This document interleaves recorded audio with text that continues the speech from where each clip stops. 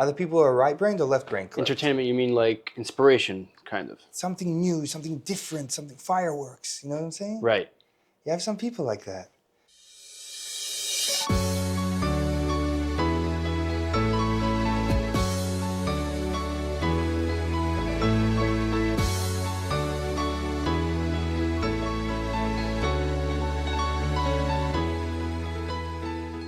Thank you so much for having me, Mendel. For those who are interested, I'm a Kabbalistic mentor.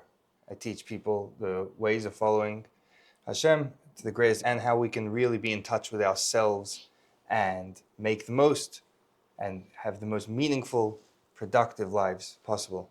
So today I'd like to go into a very interesting discussion on one of my favorite topics.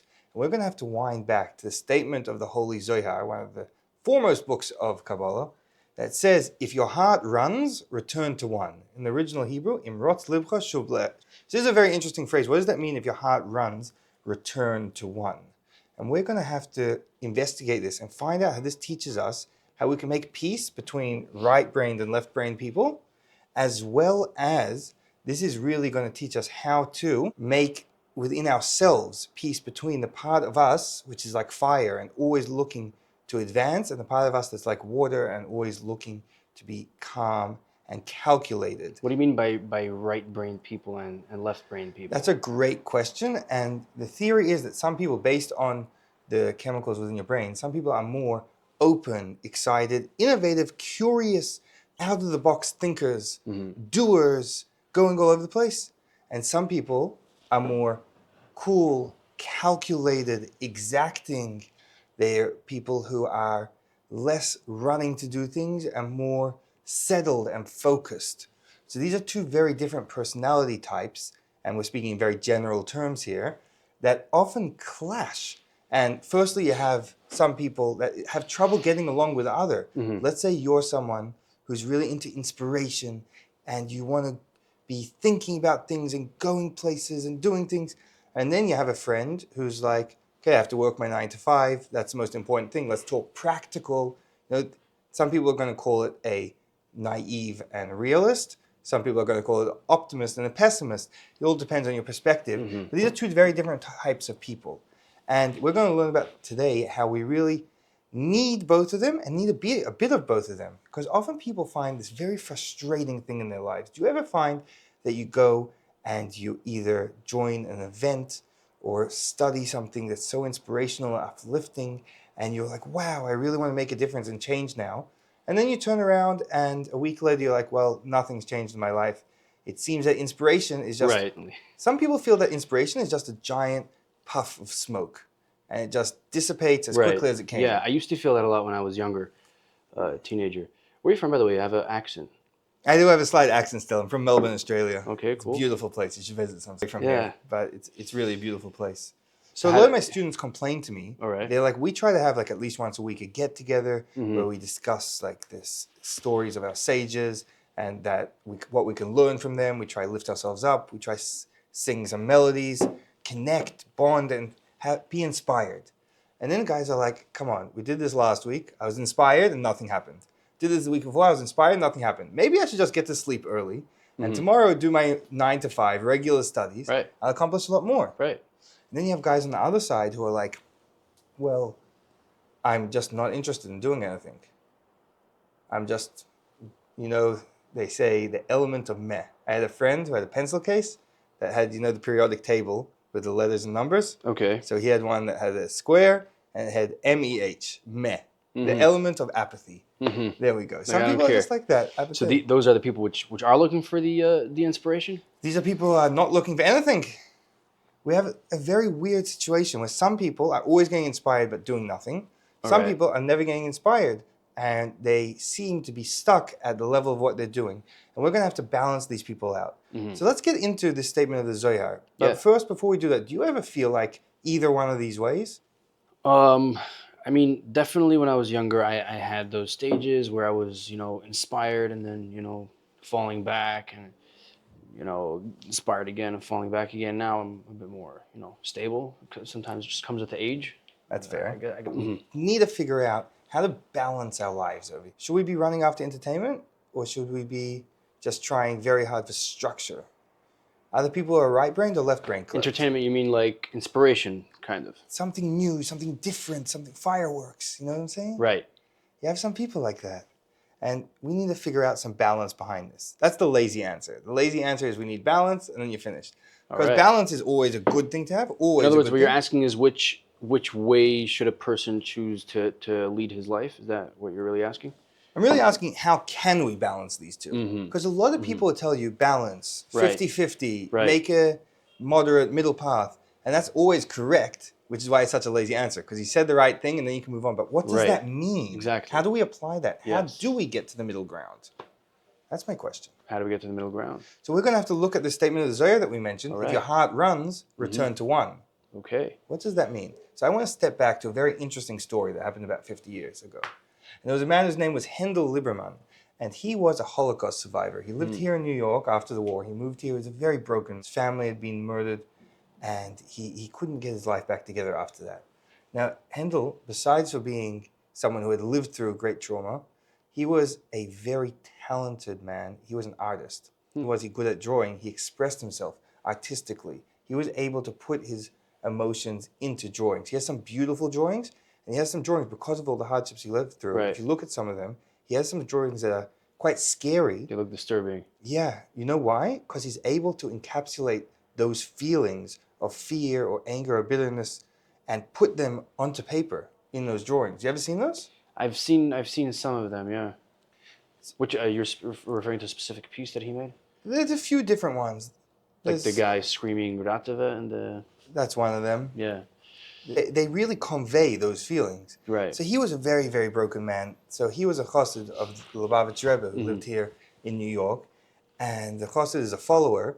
And the Rebbe always looked to try uplift him, try lighten him up, try make him not take away his pain, but more show him a purpose and that he can rise above his pain. Right. So one time he was coming past the Rebbe, and the Rebbe turns to him and says, Mendel, draw me a picture of Ufaratzta. What's Ufaratzta? Ufaratzta is the words of the Bible where it says you shall spread out. Right. So this was the Rebbe's call and mission to his followers, that you should spread out. We have to go all over the world to all different peoples of all different nations and spread goodness, kindness, the word of God, that every person has meaning. I think the literal translation of Ufaratsta is like breaking boundaries, isn't it? There we go. Yeah. There's a lot of boundaries in the world, aren't there? Right. It's kind of like your own limitations, your own the things that we put upon ourselves. Oh, people have a lot of boundaries, and we have to break through the boundaries in ourselves, in society. We can all work together to make the world a better place. Exactly. That was the Rebbe's call. But here's the thing. How do you draw a picture of breaking boundaries? What does that look like? Exactly. An artist, a real artist, who understands that you have to encapsulate a feeling and a message on a piece of paper, how is he going to go about doing that? It's an interesting thought. So he was a very smart man. Instead of going and doing his own thing, he wanted to see, what's the Rebbe's vision of Ufaratzta? So he asked the Rebbe, what does Ufaratzta look like? What does breaking your boundaries? What is spreading out? What is doing, giving? What does that look like? So the Rebbe begins to describe what he wants on the paper. He describes, you have a river, a flowing river that's fast flowing with so much water that it breaks over the banks and the water spreads all over the fields all around, irrigating the fields, watering them so that not only grass, but the trees and fruits can grow, which are good for all people. But, the Rebbe said, you have to have at the end of the river a dam in order to control the flow of the river. That's what Ufaratzta is. That's what spreading out is. This is a very important piece of our puzzle. Interesting. That we have to be energetic, alive, inspired, interested. We have to be like this river that's just spreading everywhere and spreading goodness and kindness, positivity and hope. But we have to have direction. We have to have that dam to make sure to check us into the correct stream. You can be spreading and giving and doing, but are you doing it in the right way? Are you doing it in a proper manner? So we're not saying to hold back your energy. If you're a person, if you're a doer, if you're a giver, go out there, give to people, help people, pick them up, but you have to do it in a sensible manner. You have to channel your energy into the right place. So that's the first piece of a puzzle. What do you think of that story? I think that's very powerful. So we see over here that it's not necessarily, in other words, the Rebbe was trying to convey this message of breaking boundaries, going out. So you would think of a person which is, wants to be all excited and everything, but then the way he describes it is actually there is some sort of limitation. There's a boundary. There's some sort of, kind of like measuring stick at the end of it. So let me ask you, is this a limitation, meaning it's holding you back? Or is this a limitation that's putting you in the right direction? Meaning it doesn't take away any of your energy, it makes sure the energy goes to the right place. That seems more like it. It's more like it's containing and directing, channeling. I love that, making directing. it more functional, so to speak. So there's one thing is holding back. Another thing is making sure your energy's going to the right places. That's the difference between a nuclear power plant that provides power for millions of people and a nuclear explosion. The question is, one's destructive, one's so productive. The question is, are you channeling the energy? Channel it. That's the big question. It's a bit like this certain general who went past the Rebbe, and he wanted to retire, but he was offered a promotion to become a chief of staff. And he asked the Rebbe, what should I do? I didn't know whether I should. He had a lot of experience in the armed forces, but he really wanted to retire and get on with civilian life. The Rebbe told him, as a general, I don't need to explain to you that if you have strength, but it's trapped in a box, it's the opposite of strength. Meaning if you have all this potential, all this power, all this that you could do, you have two options. Either use it or don't use it.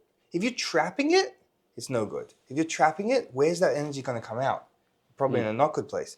If you're channeling that to a good place, if you're putting that into, let's say, an army that defends people and keeps the peace, then that's a very, very good thing. And we find that in our own life. Sometimes you have people who, everyone has emotions. Everyone has emotions. Some people, their emotions come out in different ways. Some people are more, they have certain inclinations to different emotions more than others. But the question is, where are we going to channel these emotions? Let's say every person needs to feel love. Are they going to give that to their family, to their friends? Or are they not going to have anywhere to express that? And then it could go into destructive things. Maybe they'll feel that they need to eat. You know what they call eating your emotions? Maybe they'll feel they need to just like be gluttonous. They need to just go around eating because they need to express the connection with something. But there's all sorts of other things. There's all sorts of other things. Food is the least of your issues, So that's one example. Another one could be if someone is a very, very intense person, like they have a lot of energy. I saw this as a teacher. You have some students that you know what they need to do? Every day they need to have a break and for 10 minutes run around the playground in the middle of class. Say, okay, now it's time to go outside, run around for a bit.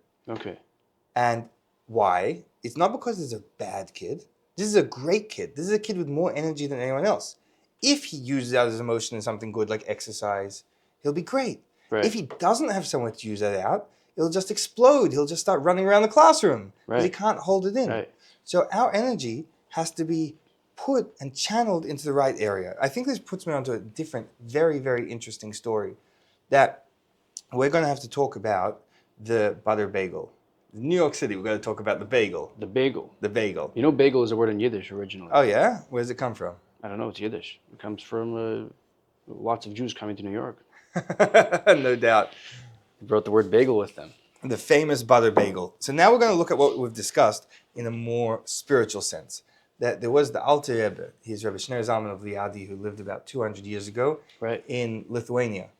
And he came to study under the great Kabbalistic master, the Maggid of Mezrich.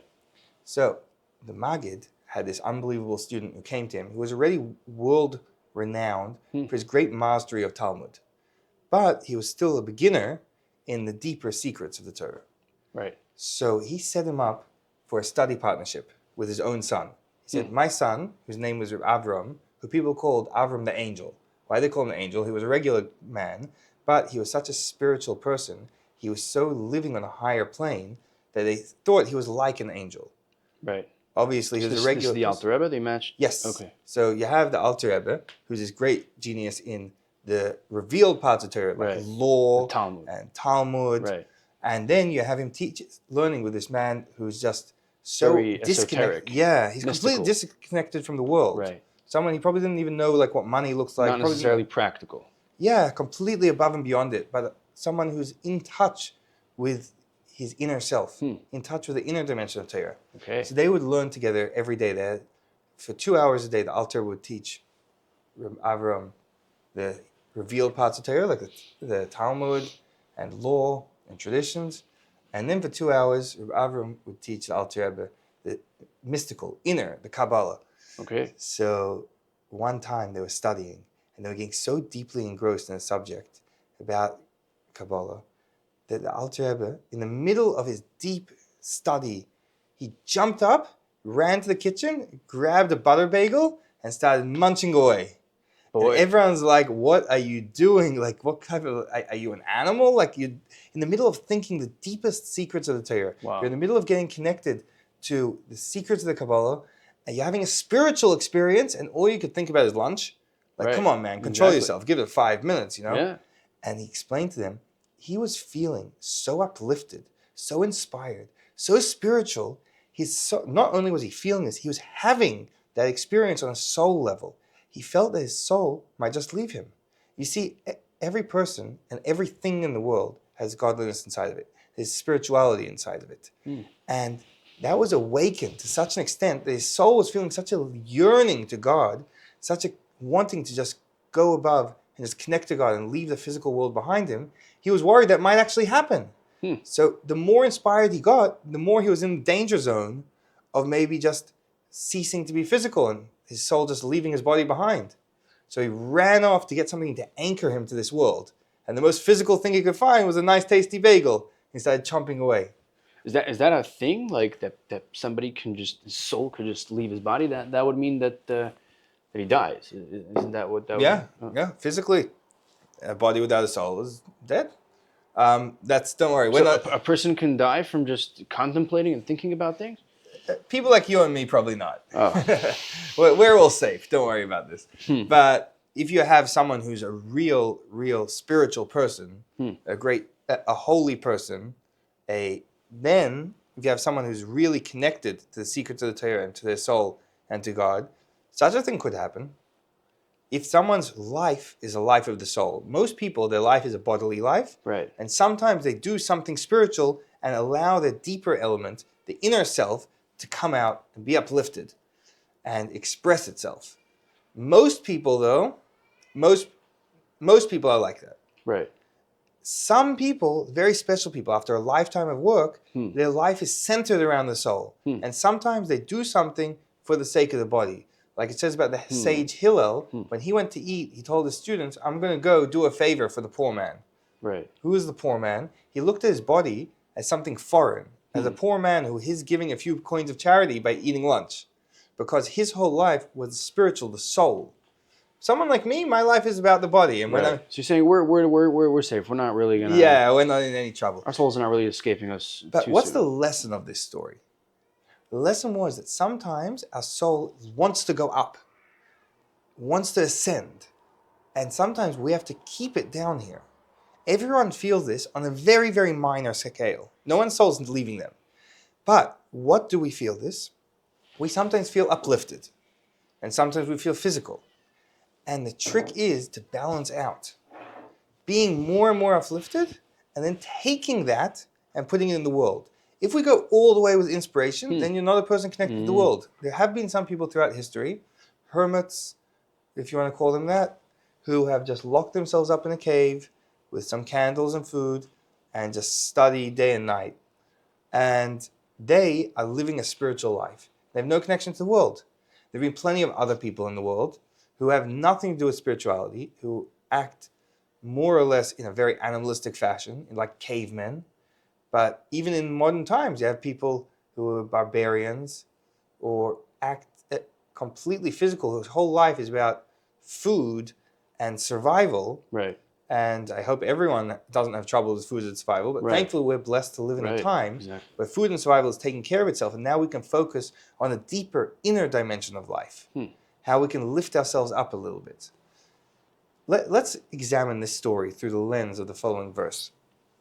It says in the book of Ezekiel that everyone should read this, Ezekiel chapter 1. If you have any interest in Kabbalah, it's incredible. It talks about how the prophet was standing by the river shore, and he began to see a godly revelation. And he's trying to put down in paper to explain what he saw, but his vision was not a physical vision. It's not seeing with your eyes. It's a spiritual vision of spiritual entities. And I don't know what spiritual things look like. I know Right.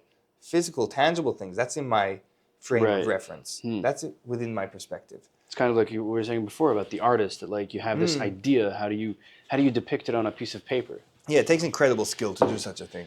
So he's Right. speaking all in analogy. He's trying to explain the spiritual things he saw. And he begins describing various angels and spiritual beings. And then one of the interesting ones he mentions is he saw the angels, that he tries to describe them as animals based on the idea of different character traits that animals have. And those from that we can learn the traits of these angels. And he says that these angels were advancing and retreating. In Hebrew, it's ratzoi v'shoiv, so going back and forward, advance, retreat, advance, retreat. And this is actually something that not only angels have, all people have. On a greater scale, it's someone like the Alter Rebbe with his bagel, that he was advancing. He was getting closer to God. He was getting higher and higher. But then he realized, I have to retreat. I have to get back down to the world. Now, some people are too far involved in the world after a long day of business, whether you're fighting with your boss, I don't know what's going on in your life, and you're feeling very physical, and all you're interested in doing is expressing negative emotions or very base physical emotions, then you have to be like, okay, it's time to advance, time to get more spiritual, time to get higher and closer to Hashem. Right. And the real trick is not only that sometimes you have to be higher and sometimes you have to be lower. The trick is that we have to get higher and closer to Hashem, and then take that closeness to God, take the revelation of our soul, and implement it in the mundane world, in our daily life. That's why you'll see in every Kabbalistic script in the Chassidus, every one of them follows the same recipe for success. Start off your day with meditation, contemplation, mindfulness about your place in the world, your soul and your connection to God. Then you pray to God, which is prayer in most cultures, is about asking requests. Right.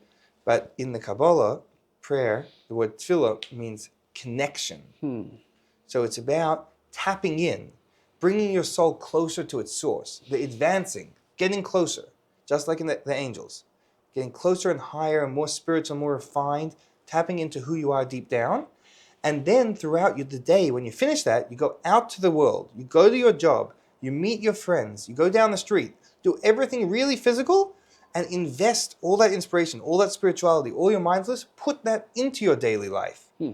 Allow that to illuminate your daily life, and not only yours, but those of the people around you. So let's backtrack to our original quote we had from the Zohar. If your heart runs, return to one. What does your heart run mean? It means advance. It means getting closer to God. It means getting flared up like a fire. Right. It means, just like the Alter Rebbe was, when sometimes we feel inspired, involved, and hopefully, best case scenario, we feel this every morning. Every morning we get up in the morning and we have a bit of a meditation. Right. And we have a connection session with God. And we allow our soul to permeate our being. And then we're advancing. Our heart's running. We feel like full of fire. Like, wow, I just want to be spiritual. I want to leave all the physicality behind. I just want to have full of meaning and goodness. Then you can't just leave off with that inspiration, with that spirituality. Then the Zohar teaches us return to one. You have to go back. Firstly, let's talk about return and then to one. Returning is just like the angels were advancing and retreating. Okay. Just like the Alter Rebbe was getting more spiritual and he had to eat the bagel. We have to, when we're feeling inspired, uplifted, we have to return. We have to go into the world. We have to take that inspiration and implement it. And to one. What's one? Oneness is, true oneness is when there's no other. There's two ways of looking at what one, the singular is. There's one as opposed to 2, 3, 4, 5. One of many. Right. First. Then there's, the first. Right. That would be a good way of saying it. So first, what does it mean if it says first? First means there is a continuation, like you were saying, yeah. Then there's a true one, which is one to the exclusion of all else. Right. There only is one. So when your heart runs and you feel uplifted, you feel spiritual, you have to return. You know why? Because you're aware of the oneness of God. That everything is intrinsically spiritual. That everything is part of God's expression and plan.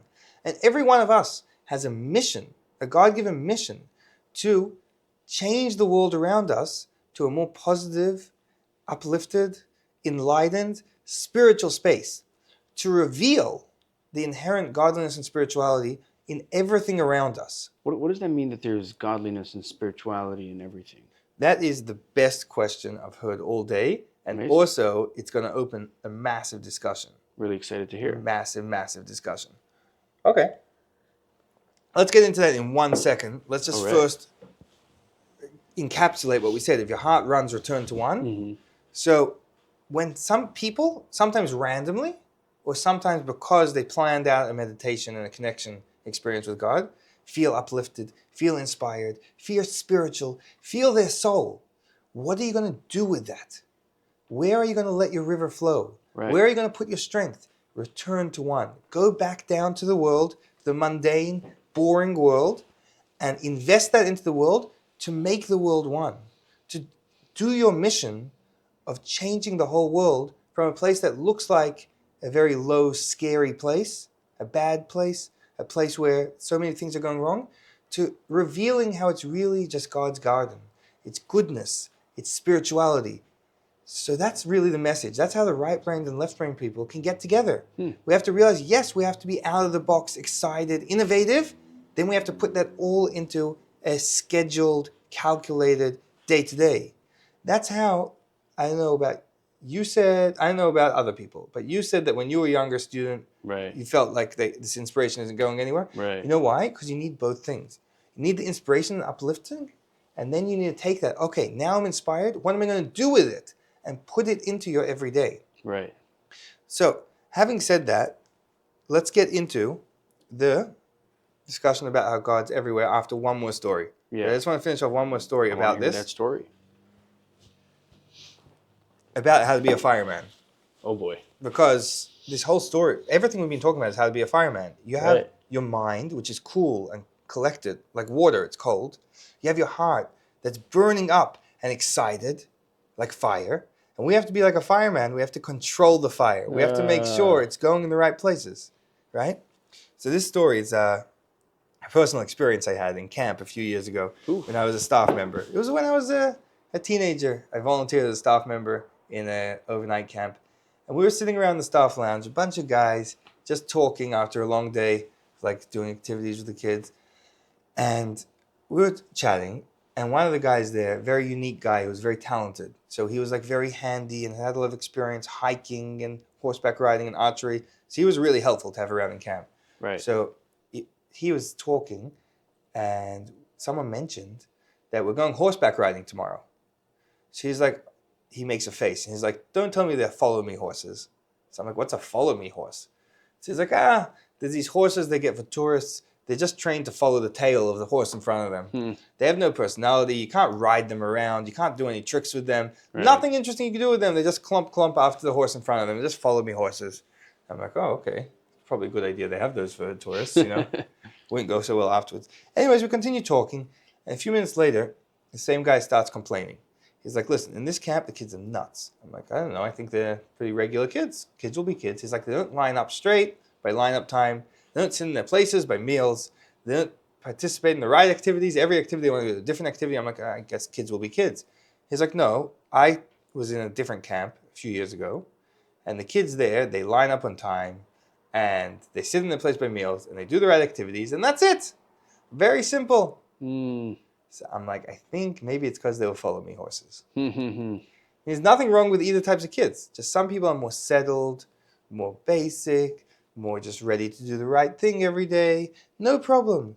Other people are what we'll call wild. You could look at it. Some people look at it. Oh, this student, this camper, he's wild. He's unhinged. He's someone who's out of control. Or you could say he's someone with a lot of energy. And that energy can be used for the right things. When you're going horse riding, do you want to follow me horse that always stands in line, but there's nothing interesting you can do? Right. Or do you want one that can go and gallop around the whole farm? Right. The same thing with the campers, with the kids, with each of us.